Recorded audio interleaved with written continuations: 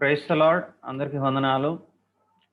ఈరోజు నేను మీతో మాట్లాడాలనుకున్న అంశం ఏంటంటే, కరోనా కష్టకాలం, క్రీస్తు కృపా కార్యం. కరోనా కష్టకాలం, క్రీస్తు కృపా కార్యం అన్న దాని గురించి మీతో మాట్లాడాలని ఆశపడతా ఉన్నాను. యాక్చువల్‌గా ఏం మాట్లాడాలి, ఏం చెప్పాలని రాత్రంతా ఆలోచిస్తా ఉన్నాను. అప్పుడు నాకు ఈ విషయం గుర్తుకొచ్చింది. మనము కరోనా కష్టకాలంలో ఉన్నాం గదా! ఈ టైంలో మనకు దేవుడు కనబరుస్తున్నటువంటి అద్భుతమైన కృపని మనం గుర్తించలేకపోతున్నామే. ఎప్పుడైనా మనం ఒక విషయాన్ని ప్రాపర్‌గా అర్థం చేసుకున్నప్పుడు, దాని విలువను గుర్తించినప్పుడు దాన్ని మనం అప్రిషియేట్ చేయడం నేర్చుకుంటాం. అలాగే మన జీవితంలో దేవుడు చేస్తున్నటువంటి గొప్ప కార్యం ఈ రోజులో ఏంటంటే, ఆయన కృపని మన ఎడల ధారాళంగా కుమ్మరిస్తా ఉన్నాడు. ఈ విషయాన్ని మనం విస్మరించినప్పుడు చాలా ఆందోళనకు గురయ్యేటువంటి ప్రమాదం ఉంది. ఓ పక్కన కరోనా గురించినటువంటి వార్తలు మనం వింటూనే ఉన్నాం. అన్‌ఎక్స్‌పెక్టెడ్ డెత్స్ మనం వార్తలు వింటూనే ఉన్నాం. కొంతమంది ప్రియులను కోల్పోయిన దుఃఖంలో ఉన్నాం. కొంతమంది కరోనా కష్టకాలంలో మమ్మల్ని ఆదరించేవారు లేరే, పట్టించుకునేవారు లేని బాధలు వింటా ఉన్నాం. ఒక పక్కన ప్రభుత్వాల వైఫల్యాలను మనం చూస్తా ఉన్నాం. నిర్లక్ష్యం కనబడతా ఉంది. మందులేవి 100% ఏవి సక్రమంగా పనిచేయట్లేదు. కరోనా బాబు అనుకుంటే బ్లాక్ ఫంగస్ అని ఇంకో కొత్తది అటాక్ అవుతా ఉంది. అదయిపోయిందంటే వైట్ ఫంగస్ అంటున్నారు. సో, రకరకాల వార్తలు వింటూ ఉంటే ఈ కరోనా కష్టకాలం నిజంగా మనకి గడ్డు కాలంగా కనబడతా ఉంది. అది లోకం వైపు చూసినప్పుడు. కానీ క్రీస్తు వైపు చూసినప్పుడు మనకి అద్భుతమైనటువంటి కృప మన ఎడల కుమ్మరించబడటం మనం విస్మరిస్తా ఉన్నాం. కాబట్టి కృప గురించి ఆలోచించడం చాలా అవసరం. కృప అనేది ఏంటి అంటే, మన భారతదేశం మనం ఎక్కువగా కర్మ అంటా ఉంటాం. అంతా నా కర్మ, నా తలరాత అని చెప్పేసి అనుకుంటా ఉంటాం. కర్మ అంటే నాకు ఏది రాసి ఉంది అదే జరుగుద్ది. నేను దేనికి యోగ్యుడినో అదే నేను పొందుకుంటున్నాను. నా బతుకు ఇంతే అన్నది కర్మ.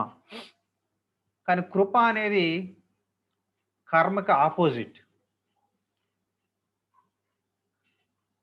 కృప అనేది ఏంటంటే, నేనేదైతే పొందుకోవడానికి అర్హుడిని కాదో దాన్ని దేవుడు తన మహాకృపలో నాకు ఇస్తున్నాడు. నేనేదైతే పొందుకోవడానికి అర్హుడిని కాదో దాన్ని దేవుడు నాకు ఇస్తున్నాడు. కర్మ ఏమంటదంటే, నేనేదైతే పొందుకోవడానికి అర్హుడినో అదే నాకు దేవుడు ఇస్తాడు అన్నది కర్మ. కానీ కృప అనేది నేనేదైతే పొందుకోవడానికి అర్హుడిని కాదో దాన్ని దేవుడు తన దయలో నాకు ఇస్తున్నాడు అనేది కృప. కృపని మనం అర్థం చేసుకున్నట్లయితే మన జీవితము చాలా ఆనందదాయకంగా ముందుకు సాగుతుంది ఏ పరిస్థితుల్లో అయినా. కృప అనేది దేవుడు మనకిచ్చేటువంటి గొప్ప దయ. అంటే అర్హత లేని మనకి దేవుడు చూపించే దయనే కృప అంటాం. అర్హత లేని మనకి దేవుడు చూపించే దయను కృప అంటాం. అన్‌మెరిటెడ్ ఫేవర్ అంటారు. ఇంగ్లీష్‌లో మనం చూసినట్లయితే అన్‌మెరిటెడ్ ఫేవర్.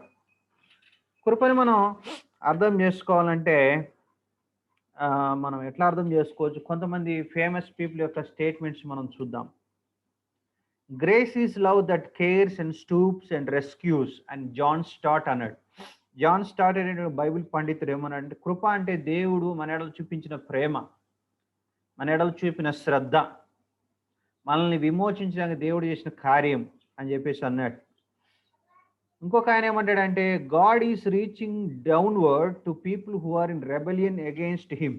అంటే దేవుడి మీద తిరుగుబాటు చేసిన వారి ఎడల దేవుడు తను తాను తగ్గించుకుని వారి ఎడల చూపినటువంటి లేకపోతే వారికి చేసినట్టు సహాయాన్ని, వారి ఎడల చూపిన కనికరాన్ని కృప అని ఒక ఆయన అంటున్నాడు. ఇంకొక ఆయన ఏమంటున్నాడంటే, grace is unconditional love towards A person who does not deserve it. అర్హత లేని వాడికి దేవుడు తన ప్రేమలో చేసేటువంటి కార్యాలని కృప అని చెప్పేసి మనం ఉంటా ఉన్నాం.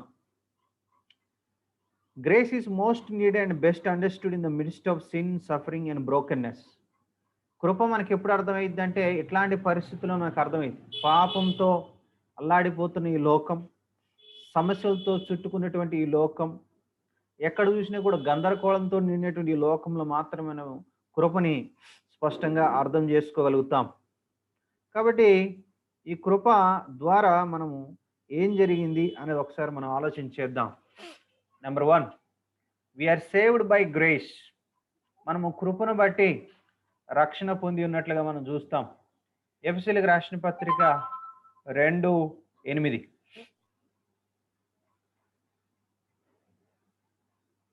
రికార్డింగ్ జరుగుతుందా? ఓకే. సో మనం నేర్చుకున్న ఫస్ట్ విషయం ఏంటంటే ఈ సమయంలో వీఆర్ సేవ్డ్ బై గ్రేస్. చూడండి, ఎఫెసీ 2:8 మీరు చూస్తే, మీరు విశ్వాసము ద్వారా కృప చేతనే రక్షింపబడి ఉన్నారు, ఇది మీ వలన కలిగింది కాదు, దేవుని వరమే. మిత్రులారా, మనము ప్రభు కృపను బట్టి రక్షణ పొందాం. ఆయన కృప చేతనే రక్షణ పొందాం. యాక్చువల్గా మనం చేసిన పాపాలను బట్టి మనం నరకానికి పోవడానికి అర్హులం. కర్మ ఏం చెప్తుందంటే, నువ్వు పాపం చేసావు కాబట్టి అరే బాబు నువ్వు నరకానికి పోవడానికి అర్హుడురా అంటుంది. కానీ దేవుడిచ్చిన కృప ఏముంటుందంటే, అవును యాక్చువల్గా నువ్వు నరకానికి పోవడానికి అర్హుడివే, కానీ దేవుడు కృప ఏముంటుందంటే నువ్వు స్వర్గానికి పోవడానికి నేను కనికరం చూపుతున్నాను అని దేవుని ప్రేమని మనకు తెలియజేస్తుంది కృప. నువ్వు కనుక యేసుక్రీస్తు విశ్వాసం ఉంచినట్లయితే ఆయన కృపను బట్టి అర్హత లేని మనకి స్వర్గ భాగ్యాన్ని ఇస్తాడు ప్రభు. సో మనందరం కూడా యేసుక్రీస్తు ప్రభుని విశ్వాసం ఉంచడం ద్వారా ఆయన కృపలో మనం ఏమయ్యాం? రక్షణ పొంది అర్హత లేనిటువంటి స్వర్గాన్ని మనం సంపాదించుకోగలిగాం. రెండవదిగా మనం చూసినట్లయితే ఈ లోకంలో మనం ఎట్లా జీవించాలి అంటే అని చెప్తా ఉన్నాడు, our identity is by the grace of God. Our identity, Christian identity is by grace of God. 1 కొరింథీ 1:10 చూద్దాం. 1 కొరింథీ 1:10. జీ క్యాపిటల్ ఉండాలి ఆయన, capital G. Our identity, Christian identity is by grace of God. ఏ వాక్యం? 1 కొరింథీ 1:10. 1 కొరింథీ 1:10.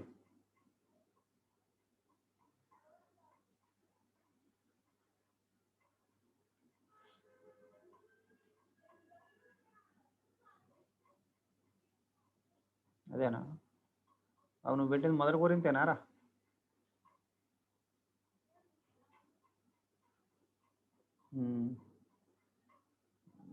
మేబీ 2 కొరింథీ అనుకుంటా. ఇక్కడ ఏమంటాడంటే నేనేమైనానో అది ప్రభు కృప వలనే అయి ఉన్నాను అంటాడు. నేనేమై ఉన్నానో అది ప్రభు కృప వలనే అయి ఉన్నానని చెప్పేసి అంటాడు. I'm what I'm by the grace of God. I'm what I'm by the grace of God అని చెప్పేసి అంటాడు. ఆ రిఫరెన్స్ చూడండి ఎక్కడ ఉందో. నేనేమై ఉన్నానో అది కృప వలనే అయి ఉన్నానని చెప్పేసి అంటాడు. అంటే అర్థం ఏంటి? పౌలు నేనేమై ఉన్నాను అది దేవుని కృప వల్ల అయి ఉన్నాను. ఈరోజు నేను బతుకుతున్నానంటే దేవుడు కృపవే. నేను జీవిస్తున్నానంటే దేవుడు కృపే. ఇప్పుడు దాకా నేను ఏమైనా సాధించానంటే దేవుని కృపే అంటాడు. ఫ్రెండ్స్, ఇప్పటి వరకు మీరు దేనైనా సాధించారని అతిశయిస్తున్నారా? అది కేవలం మీ యొక్క టాలెంట్ని బట్టి అనుకుంటున్నారా? అది కేవలం మీకున్న సామర్థ్యాన్ని బట్టి అనుకుంటున్నారా? అంతకు మించి ఇంకోటి లేదా? ఒకసారి ఆలోచించండి. కేవలం అది ప్రభు కృప మీకు తోడై ఉండబట్టే మీకు అవకాశాలు వచ్చినాయి. ప్రభు కృప మీకు ఉండబట్టే మీకున్న తలాంతుని మీరు వాడగలిగారు. ఈవెన్ ఇంక్లూడింగ్ మీకున్న టాలెంట్ కూడా ఆయన కృపలో మీకు ఇచ్చిందే అన్న విషయాన్ని మీరు మరవకండి. కాబట్టి మనం ఏమై ఉన్నామో అది ప్రభు కృప వలన అయి ఉన్నాము అన్న విషయాన్ని మనం ఎన్నటికీ మరవకూడదు. మూడవదిగా మనం చూసినట్లయితే ఈ కరోనా కష్టకాలంలో మనం చాలా సమస్యలు గుండా వెళ్తా ఉన్నాం. అయితే ఒక విషయం దేవుడు మనకు జ్ఞాపకం చేస్తూ ఉన్నాడు. 2 కొరింథీ 2:12-9. 2 కొరింథీ 12:9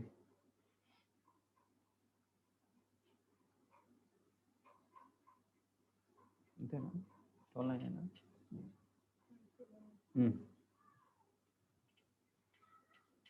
చూడండి, 2 కొరింథీ 12:9 మాట ఉంటది. అందుకు నా కృప నీకు చాలును, బలహీనత యందు నా శక్తి పరిపూర్ణమగుచున్నది. ఆయన నాతో చెప్పిన కాగా క్రీస్తు శక్తి నా మీద నిలిచిన నిమిత్తం విశేషంగా నా బలహీనత యందు బాబు కొంచెం పైకి పోనీ నాయన. బహు సంతోషంగా అతిశయపడుదును. ఇక్కడ ఇది నేను మెయిన్గా చెప్పాలనుకున్న విషయం. ఇది పౌలుకి తన శరీరంలో దేవుడు ఒక ముళ్ళు పెట్టాడు. ఆ ముళ్ళు తీసేయమని 3 times ఆయన ప్రేయర్ చేశాడు. అయితే దేవుడిచ్చిన జవాబు ఏంటంటే, ముళ్ళు తీసేస్తాను కాదు, ఆ ముళ్ళు నీకు ఉండాలి. ఎందుకు ఆ ముళ్ళు నీకు ఉండాలంటే, నువ్వు హెచ్చిపోకుండానట్లు, లేకపోతే నువ్వు ఇంకో మన మామూలు భాషలో చెప్పు, నువ్వు ఎక్స్ట్రాలు చేయకుండా ఉండాలంటే, నీకున్నటువంటి దర్శనాలను బట్టి, నీకున్న పిలుపుని బట్టి, నీకున్నటువంటి తలాంతులను బట్టి నువ్వు గర్వించకుండా ఉండాలంటే నీకు ఆ ముళ్ళు అవసరం. అయితే దేవుడిచ్చిన జవాబు ఏంటంటే, నా కృప నీకు చాలును, నా కృప నీకు చాలును. ఫ్రెండ్స్, పౌలు జీవితంలో ఒక సమస్య ఉంది. ఆ సమస్య ఏంటో ఎగ్జాక్ట్గా మనకు ఎవరికి తెలియదు. ముళ్ళు అంటే ఇక్కడ మనకు అర్థమైంది ఏంటంటే కష్టం, సమస్య, ఇబ్బంది. దాన్ని తీసేయమని ప్రార్థన చేశాడు పౌలు గారు. దేవుడు అంటున్నాడంటే, నీకు ఆ ముళ్ళు అవసరం, నేనే పెట్టాను ఆ ముళ్ళుని. అయితే నువ్వేం బాధపడకు, నేను నీకు ఒకటి ఇస్తాను, ఏంటంటే నా కృప నీకు ఇస్తానని దేవుడు చెప్తా ఉన్నాడు. ఈ టైంలో మనము కరోనా తీసే ప్రభువా, కరోనా తీసే ప్రభువా, కరోనా తీసేని ప్రభువా అని మనం ప్రార్థన చేస్తూనే ఉన్నాం. కానీ అంతకంత కరోనా ఎక్కువ అవుతా ఉంది. అయితే మనం డిసప్పాయింట్ అవ్వాల్సిన అవసరం లేదు. ఈ టైంలో దేవుడు అంటున్నాడంటే, my grace is sufficient for you అంటున్నాడు దేవుడు. నా కృప నీకు చాలును అంటున్నాడు. ఎలాగా ఆయన కృప మనకు చాలిందో ఒకసారి మనం ఆలోచన చేద్దాం. నెంబర్ 1, కరోనా కష్టకాలంలో మనం ఉన్నాం. కానీ మనలో చాలా మందికి ఇంకా దేవుడి వల్ల కరోనా అఫెక్ట్ కాలేదు. అది దేవుని కృప కాదా? కరోనా కాలంలో ఉన్నాం, మనలో కొంతమందికి కరోనా ఎఫెక్ట్ కాలేదు. కరోనా ఎఫెక్ట్ కాలేదంటే నువ్వు చాలా జాగ్రత్తలు తీసుకున్నావని, నువ్వు ఏదో చాలా భద్రంగా ఉన్నావని అనుకుంటే పొరపాటే సుమా. అది కేవలం ఆయన మహాకృపలో నిన్ను నన్ను ప్రొటెక్ట్ చేశారనే విషయాన్ని మరవకూడదు. కాబట్టి అది దేవుని కృపా కార్యం. అందును బట్టి మనం దేవుని స్తుతించాల్సిన బద్దులమై ఉన్నాం. నాకు కరోనా రాలేదు, వాడు కరోనా వచ్చిందని అతిశయించడం కాదు మనం ఈ సమయంలో చేయాల్సింది. నేను కూడా ఆ రకంగా కరోనా బారిన పడాల్సిన వ్యక్తినే, కానీ ప్రభువు నన్ను కాపాడాడు ఆయన కృపలో అని మనం దేవునికి కృతజ్ఞత చెల్లించాల్సిన వారమై ఉన్నాం. వ్యాపారాల నిమిత్తము, ఉద్యోగాల నిమిత్తము, చదువుల నిమిత్తము, వివిధ పనుల నిమిత్తము మనం బయటకు వెళ్తా ఉన్నాం. మనము ఇంకా కరోనా బారిన పడలేదు అంటే అది కేవలం ప్రభు కృపను దయచేసి మీరు మరవకండి, ఆయన స్తుతించండి.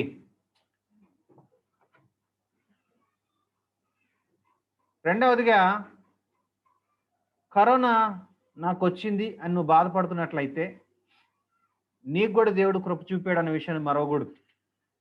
ఒకవేళ మనలో ఎవరైనా కరోనా బారిన పడినట్లయితే మీకు కూడా దేవుడు కృపిచ్చాడనే విషయాన్ని మీకు తెలియజేస్తూ ఉన్నాను. నువ్వు కరోనా బారిన అయితే పడ్డావు, కానీ కరోనా నిన్ను కబళించకుండా, కరోనా నిన్ను మరి ఈ లోకం నుంచి తీసుకెళ్లకుండా దేవుడు నిన్ను స్వస్థపరిచాడు అన్న విషయం మరవకండి. నువ్వు కరోనాను జయించావంటే, ఈ రోజుల్లో నేను కరోనాను జయించానని చాలా మంది చెప్పుకుంటా ఉన్నారు. ఈవెన్ బిలీవర్స్ కూడా నేను కరోనాను జయించానని చెప్పుకుంటున్నారు. యాక్చువల్ నువ్వు కాదు కరోనాను జయించింది, దేవుడు కృపలో నిన్ను బ్రతికించాడు అంతే. దేవుడు ఆయన కృపలో నిన్ను ప్రొటెక్ట్ చేశాడు అంతే. ఆ కరోనా నీ మీద జయించకుండా ఆ కరోనా నీ మీద జయాన్ని పొందకుండా ఆయన నీకు విజయాన్ని ఇచ్చాడు. ఆయన కృపలను విషయాన్ని మరొకండి. మీరు గనక కరోనా బారి నుంచి బయటపడ్డారంటే అది దేవుని మహాకృప, ఆయన మహా కాపుదల అన్న విషయాన్ని దయచేసి మరొకండి. యెహోవా రాఫా, స్వస్థపరిచే దేవుడైన యేసు మిమ్మల్ని కాపాడారు అన్న విషయం దయచేసి మరొకండి. ఆయన కృతజ్ఞత దయచేసి చెల్లించండి. మీలో ఎవరైనా సరే, అన్నా మా కుటుంబ సభ్యులు కరోనా బారిన పడి మరి లోకాన్ని విడిచిపెట్టిపోయారు అని బాధలో, దుఃఖంలో ఉన్నట్లయితే ఆ విషయంలో కూడా మీరు ప్రభుని కృపను జ్ఞాపకం చేసుకోవాలని మనం చేస్తూ ఉన్నాను. ఆ వ్యక్తి మనకి దూరం అవడము చాలా బాధాకరమైన విషయమే. ఒక వ్యక్తి మరణాన్ని దేవుడు ఎప్పుడు కూడా ఆస్వాదించడు. దుష్టుడు తన దుష్టత్వంలో మరణించుట నాకు సంతోషమా అని దేవుడు అడిగాడు. ఈవెన్ ఒక దుష్టుడు కూడా వాడు దుష్టత్వాన్ని బట్టి చచ్చిపోతే దేవుడు సంతోషించడు. అలాంటి ఒక దేవుడు నమ్ముకున్న బిడ్డ కరోనాతో చచ్చిపోతే దేవుడు మాత్రం సంతోషిస్తాడు అనుకుంటున్నారు మీరు? నెవర్. లాజరు చచ్చిపోయినప్పుడు దేవుడు కన్నీరు కార్చాడు. మన ప్రియులను కోల్పోయి మనకున్న దుఃఖాన్ని ఆయన అర్థం చేసుకోగలడు. కానీ ఎవరిని ఎప్పుడైనా తీసుకెళ్లే అధికారం ఆయనకున్నది. ఆయనే వాళ్ళని సృష్టించాడు, ఆయనే వాళ్ళకి జీవాన్ని ఇచ్చాడు, ఆయనే ఈ లోకంలో వాళ్ళని బ్రతికించాడు. వాళ్ళ ప్రాణం మీద సర్వ హక్కులు ప్రభువుకున్నాయి. బహుశా ఈ లోకంలో వాళ్ళకి ఉన్నటువంటి మరింత గడ్డు పరిస్థితుల నుంచి, కఠినమైన పరిస్థితుల నుంచి, దుర్భరమైనటువంటి పరిస్థితుల నుంచి వాళ్ళని విడిపించడానికి దేవుడు వాళ్ళని వాటికంటే ముందుగానే తీసుకెళ్ళాడేమో, నీకు నాకు తెలియదు కదా. ఇంకొకటి, క్రైస్తవులకు సంబంధించి మరణం అనేది మనము బాధపడాల్సిన విషయం కాదు. క్రైస్తవులకు సంబంధించి మరణం అనేది ఒక ప్రమోషన్ అనే విషయాన్ని మనం మర్చిపోతా ఉన్నాం. అందుకే ఆ విషయాన్ని మనము ఒక దుఃఖకరమైన విషయంగా చూస్తూ ఉన్నాం. క్రైస్తవులకు సంబంధించి మరణం అనేది ఒక ప్రమోషన్. వాళ్ళు ఇక్కడ నుంచి విడుదల పొందుకొని ఈ లోకంలో సంసార బాధలు, ఒత్తిళ్ళు, రోగాలు, కష్టాలు, కన్నీళ్ళు, వాళ్ళకు ముందు పొంచి ఉన్నటువంటి ప్రమాదాలు, కీళ్ళన్నింటినీ కూడా తప్పించుకొని ప్రభు యొక్క శ్రేష్టమైన సన్నిధిలోకి వెళ్ళి వాళ్ళు సేద తీర్చుతూ ప్రభు యొక్క ఆలనలో పాలనలో వాళ్ళు నెమ్మదిగా గడుపుతా ఉన్నారు. అందుకే మనం ప్రకటన గ్రంథం చూస్తే ప్రభునందు మృతులు ధన్యులు, వారు వారి ప్రయాసం నుంచి విడుదల పొంది వారు ఇప్పుడు నెమ్మదిని పొందుతున్నారు అని మనం చూసాం. ఇప్పుడు వాళ్ళు దేవుని సన్నిధిలో నెమ్మదిని అనుభవిస్తూ ఉన్నారు. మనం వాళ్ళు బతుకుంటే బాగుండు కదా అని మనం కోరుకుంటున్నాం.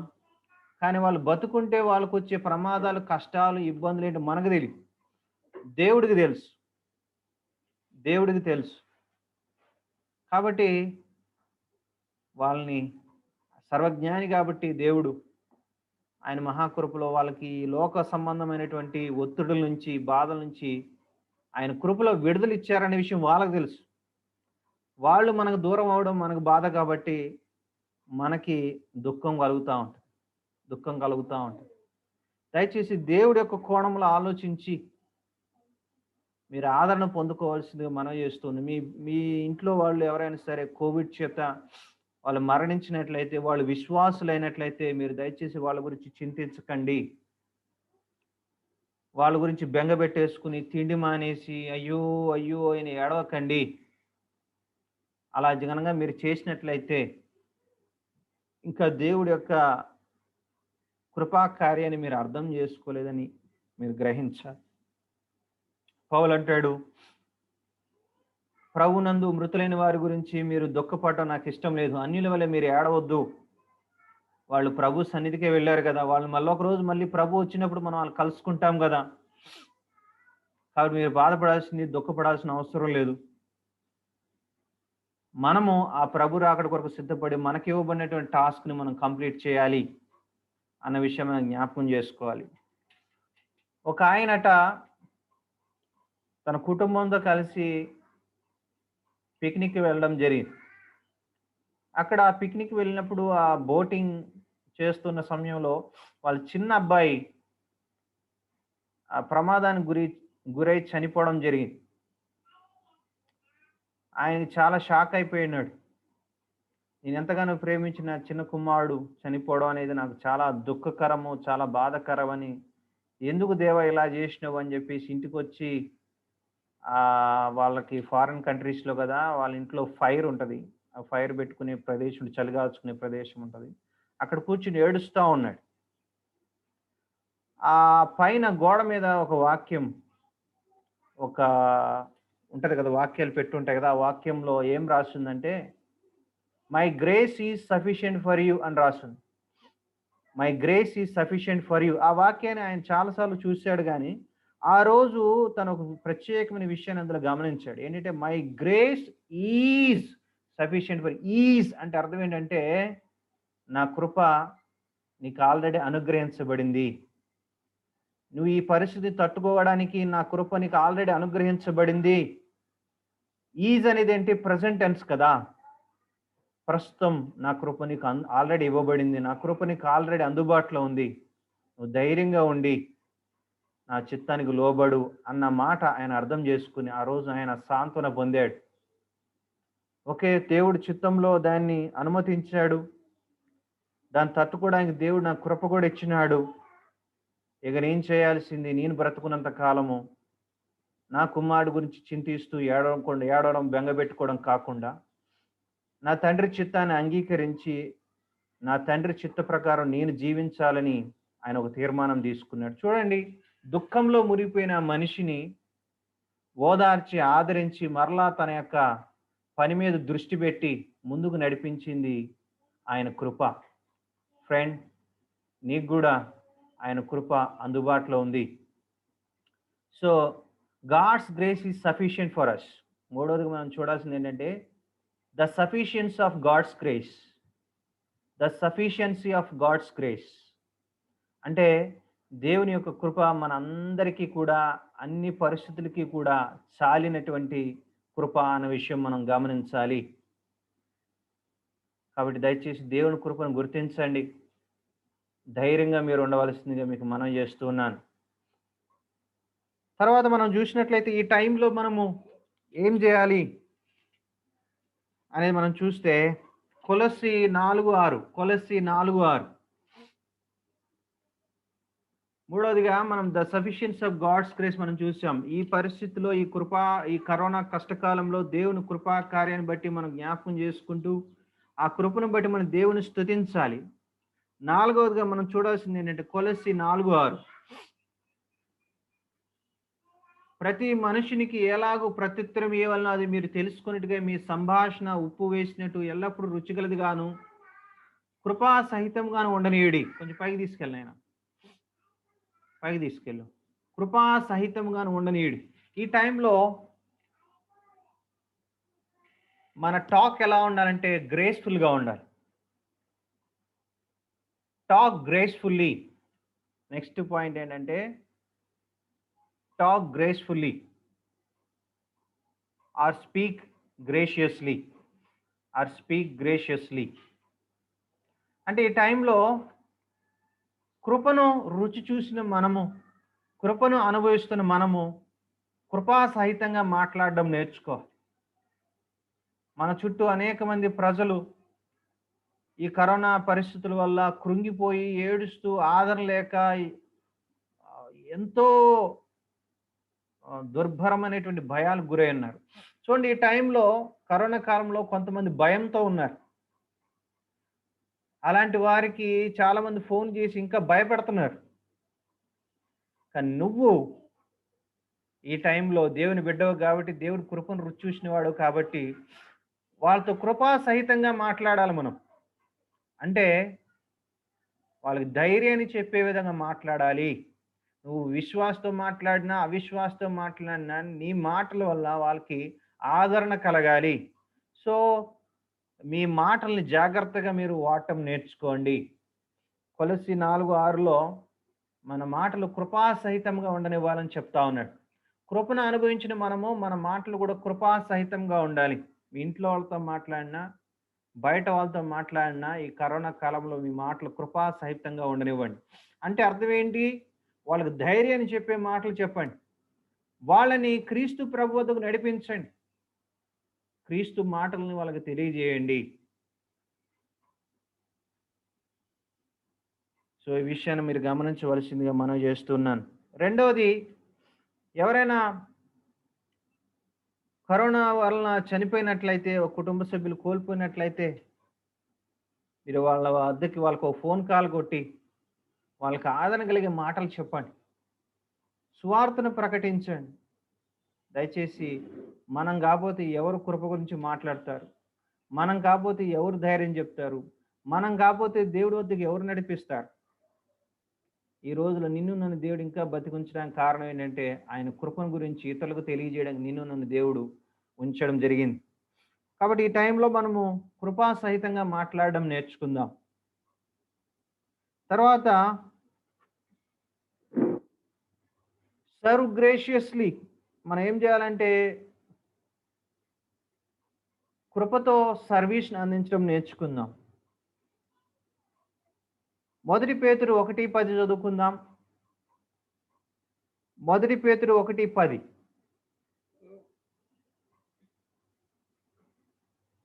మొదటి పేతురు 1:10. మీకు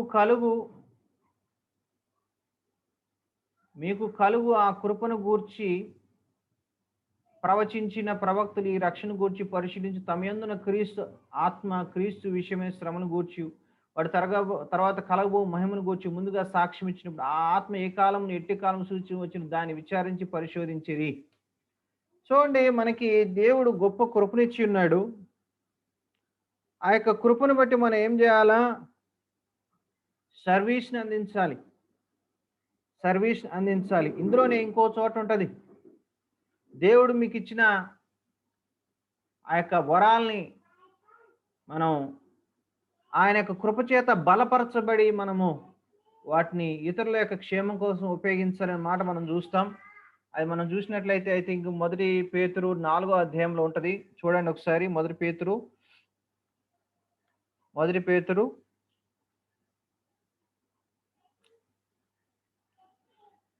4:10. మొదటి పేతురు 4:10 చూడండి. దేవుని నానా విధమైన కృప విషయం మంచి గృహ నిర్వాహకులై ఉండి ఒక్కొక్కడు కృపావరం పొందిన కొలది ఒకనొకడు ఉపచారము చేయడి. 4:10 తీశారు కదా? ఓకే. దేవుని నానా విధమైన కృప విషయం మంచి గృహ నిర్వాహకులై ఉండి ఒక్కొక్కడు కృపావరం పొందిన కొలది ఒకరికొకడు ఉపచారము చేయడి. ఇప్పుడు దేవుడు మనకి ఏమి ఇచ్చాడంట? కృప ఇచ్చాడు. ఈ కృప విషయం మనం ఎట్లా ఉండాలి? మంచి గృహ నిర్వాహకులుగా ఉండాలి. గృహ నిర్వాహకులు అంటే మంచి మేనేజర్స్‌గా ఉండాలి. దేవుడు మనందరికీ కృప ఇచ్చాడు. దేవుడు మనందరికీ కృపావరాలు ఇచ్చాడు. ఆ కృపావరాలను ఉపయోగించి మనం ఇప్పుడు ఏం చేయాలంటే ఉపచారము చేయాలి, సర్వీస్ చేయాలి. This is the time to serve one another. మనం ఒకరికొకరు సర్వీస్ అందించుకోవాల్సిన సమయం ఇది. మీరు సర్వీస్‌ని అందిస్తున్నారా? దేవుడు మీకు ఇచ్చిన టాలెంట్‌ని, దేవుడు మీకు ఇచ్చిన గిఫ్ట్‌లని, దేవుడు మీకు ఇచ్చినటువంటి వరాల్ని, తలాంతుల్ని ఈ టైంలో మనము సర్వీస్ చేసుకోవడం కోసం ఉపయోగించాలి. ఎప్పుడైనా సర్వీస్ అవసరమైంది ఈ లోకానికంటే అది ఇప్పుడే. ప్రపంచమంతా గడ్డు పరీక్షలు ఎదుర్కొంటా ఉంది. Let's do service to people. Service చేద్దాం. మీకు చేతనైనంత మట్టుకు మీకు చేయగలిగిన దాంట్లో మీరు ఎక్కడో ప్రపంచంలో ఎవరికో సర్వీస్ చేయాల్సిన అవసరం లేదు, కానీ ఫస్ట్ బిలీవర్స్ అయిన మనము ఒకరికొకరు సర్వీస్ చేసుకుందాం. మీకు తెలిసిన ఎవరైనా ఒక బిలీవర్ ఏదైనా విషయంలో సఫర్ అవుతున్నట్లయితే, అంటే వాళ్ళు ఆర్థికంగా సఫర్ అవుతున్నా, లేకపోతే హెల్త్ విషయమే సఫర్ అవుతున్నా, మీరు చేయగలిగిన సహాయాన్ని దయచేసి వాళ్ళకి అందించండి. ఆర్థిక సహాయం కావచ్చు, లేకపోతే మీ ఇంట్లో ఉన్న రైస్‌ని వాళ్ళకి తీసుకెళ్ళి ఇవ్వడం కావచ్చు, లేదా వాళ్ళకి మెడిసిన్స్‌ని వాళ్ళు బయటకు రాలేని పరిస్థితిలో ఉంటే మీరు వెళ్ళి వాళ్ళకి మెడిసిన్స్ తీసుకొచ్చి వాళ్ళ గేట్ ముందు పెట్టడం, వాళ్ళకి కావాల్సిన నిత్యావసర అవసరతల సరుకుల్ని అట్‌లీస్టు వాళ్ళెళ్ళి బయటికెళ్ళి తెచ్చుకోలేరు కాబట్టి, కనీసం మనం డెలివరీ బాయ్‌గా సర్వీస్ అన్నా అందించొచ్చు. లేదా మీకు మంచి ఆదరణకల మాటలు చెప్పేటువంటి కౌన్సెలింగ్ స్కిల్స్ దేవుడు మీకు ఇచ్చినట్లయితే దయచేసి మీరు అలాంటి వారికి ఫోన్ చేసి ఆదరణ కలిగించే మాటలు చెప్పండి. దేవుడు మిమ్మల్ని ఫైనాన్షియల్‌గా బ్లెస్ చేసినట్లయితే అటువంటి వారికి మీ ఆర్థిక సహాయాన్ని అందించి వాళ్ళకి తోడ్పడండి. లేదా అట్‌లీస్ట్ మీరు వాళ్ళకి ఒకసారి ఫోన్ చేసి ప్రేయర్ అన్నా చేయండి. ఇదన్నా మనం చేయొచ్చు కదా! We are called to serve. మనం ఈ లోకంలో ఎందుకు రక్షణ పొందామో తెలుసా? సర్వీస్ చేయడానికి. మనకి సర్వీస్ చేయడానికి స్పెషల్ గ్రేస్ ఉంది మనకి. దేవుడు మనల్ని ఉత్తుత్తిగా సర్వీస్ చేయమట్లేదు. నాయనా మీకు నేను కృప ఇచ్చాను. ఆ యొక్క కృపతో మీరు సర్వీస్ చేయమని మీకు ఆ కృప ఇచ్చాను. ఆ కృపని మీరు సద్వినియోగపరచుకోండి అని ప్రభు అంటున్నారు. So we are called to serve. So serve one another. So remember we are the people who should serve people. First మన ప్రయారిటీ బిలీవర్స్‌కి ఇద్దాం. ఎందుకంటే బైబిల్ చెప్తుంది మొదట విశ్వాస గృహానికి మీరు మీ సహాయాన్ని అందించాలి. Secondly serve our society. Serve our society. Serve our society. మీ యొక్క సొసైటీకి మీరు సర్వీస్ అందించండి. సొసైటీ అంటే మీ చుట్టుపక్కల ఉన్న వారికి మీ సహాయాన్ని అందించండి. మీరు చేయగలిగిన సహాయం దయచేసి ఈ రోజుల్లో చేయండి. మీ చుట్టుపక్కల ఉన్న వాళ్ళు ఈ రోజుల్లో మిమ్మల్ని ఎలా చూడాలంటే నిజంగా మిమ్మల్ని మరో సోనూ సూద్ అనుకోవాలి మిమ్మల్ని. ఇప్పుడు సోనూ సూద్ ఇండియాలో ఫేమస్ అయిపోయినాడు. ఆయన సర్వీస్ అద్భుతంగా అందిస్తా ఉన్నాడు. మిమ్మల్ని ఇంకో సోనూ సూద్ అనుకోవాలి. అలా అనుకోవాలా. అలాంటి పరిస్థితి మనకొచ్చింది. యాక్చువల్‌గా సోనూ సూద్ బిలీవరో కాదో నాకు తెలీదు. బట్ యాక్చువల్‌గా సోనూ సూద్ కంటే ఎక్కువ చేయాల్సింది మనం. మనము సైలెంట్ అయిపోయాం. అన్యులు అద్భుతమైన సర్వీస్‌ని అందిస్తున్నారు. ఇక్కడ కూడా ఒక ముస్లిం ఆయన సత్తుపల్లిలో పక్కన ఒక గ్రామం. ఆయన అంబులెన్స్ సర్వీస్‌ని ఫ్రీగా అందిస్తా ఉన్నాడు. కరోనా కాలంలో ఎవరికైనా ఇబ్బంది ఉంటే చెప్పండి. నేను మీకు ఫ్రీగా సర్వీస్ అందిస్తానని ఒక ముస్లిం వ్యక్తి సర్వీస్ అందిస్తూ ఉన్నాడు. నాకు ఆయన ఎక్కడ కూడా క్రిస్టియన్స్ సర్వీస్ చేస్తున్నట్లుగా ఎక్కడ కూడా నేను ఇంతవరకు అట్లాంటివి కనబడలేదు నాకు. మేబీ చర్చెస్‌లో మనం చేసుకుంటున్నామేమో. కానీ సొసైటీగా పెద్ద సహాయం చేస్తున్నట్లుగా ఎవరు కూడా కనబడట్లేదు. కాబట్టి మనం సొసైటీకి దేవుడు అన్నాడు, మీరు ఈ లోకానికి వెలుగై ఉన్నారు కాబట్టి ఈ లోకం ఎదుట మీ సత్క్రియలను చేయండి. అప్పుడు ఈ లోకం మీరు నా శిష్యులని తెలుసుకుంటది అన్నాడు. కాబట్టి ఈ లోకం ముందు మనం సత్క్రియలు చేయాల్సిన అవసరం ఉంది. కాబట్టి ఫ్రెండ్స్ మన సత్క్రియల్ని కనబరచాల్సిన సమయం ఇది. దయచేసి ఇది మన రెస్పాన్సిబిలిటీ అని గుర్తించండి. మా తెలిసిన కొంతమంది బ్రదర్స్ వాళ్ళు చాలా అద్భుతమైన సర్వీస్‌ని అందిస్తా ఉన్నారు అదర్ స్టేట్స్‌లో. సో మనం కూడా సర్వీస్‌ని అందించాలి. దాని గురించి మనం ప్రేయర్‌ఫుల్‌గా ఏం చేయగలమో అనే సొసైటీ గురించి మనందరం ఆలోచన చేద్దాం. ఆలోచించి మనం చేయగలిగిన దాన్ని చేయడానికి మనం ప్రయత్నం చేద్దాం. సో నేను మీకు చెప్పేది ఏంటంటే ఫ్రెండ్స్ ఫైనల్‌గా కరోనా కష్టకాలం దేవుని కృపా కార్యం. ఎట్లా దేవుడి కృప మనం చూడొచ్చు. మనము ఆయన కృప ద్వారా రక్షణ పొందాం. We are saved by grace. Second, our identity is by grace of God. మనం ఏమై ఉన్నామో అది దేవుని కృప వలన అయి ఉన్నామన్న విషయాన్ని మరొకండి. మూడవదిగా సఫిషియన్స్ ఆఫ్ గాడ్స్ గ్రేస్. అన్ని కాలాల్లో అన్ని పరిస్థితుల్లో దేవుని కృప చాలినదిగా ఉంది. Fourth one, talk graciously or gracefully. మనము కృపా సహితంగా మాట్లాడదాం. ఐదవదిగా సర్వ్ గ్రేషియస్లీ. సర్వీస్ చేయాల్సినటువంటి సమయం ఇది. సర్వీస్‌ని అందిద్దాం. ప్రభు మనకు సహాయం చేయనుగాక. ప్రభు నామం మహిమపరచబడును గాక. ఆమేన్. ప్రార్థన చేసుకుందాం.